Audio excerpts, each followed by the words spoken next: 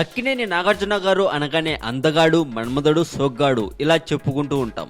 వీటితో పాటు మంచి అడ్మినిస్ట్రేటివ్ లక్షణాలు కలిగిన బిజినెస్ మెన్, మంచి టెక్నాలజీ తెలిసిన ఇంజనీర్ అని మాత్రం చాలా తక్కువ మందికి తెలుసు.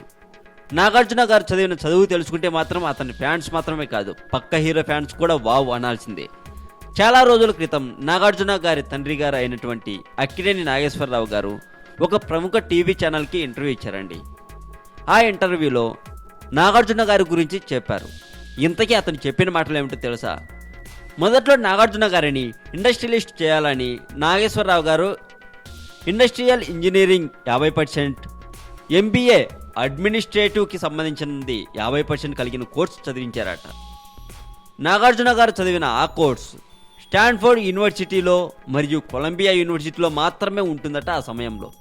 అసలు అదే చదివించడానికి కారణాలు కూడా చెప్పారండి. ఒకవేళ నాగార్జున గారు ఇంజనీర్ అయితే అడ్మినిస్ట్రేటివ్ తోక దాడించకూడదని, ఒకవేళ అడ్మినిస్ట్రేటర్గా అయితే టెక్నీషియన్ తోక దాడించకూడదని అలా ఆలోచించి ఆ కోర్సు చదివించారంట నాగేశ్వరరావు గారు. అంతా బాగుంది అనుకునే సమయంలో నాగార్జున గారికి పెళ్లి కూడా చేసేశారట.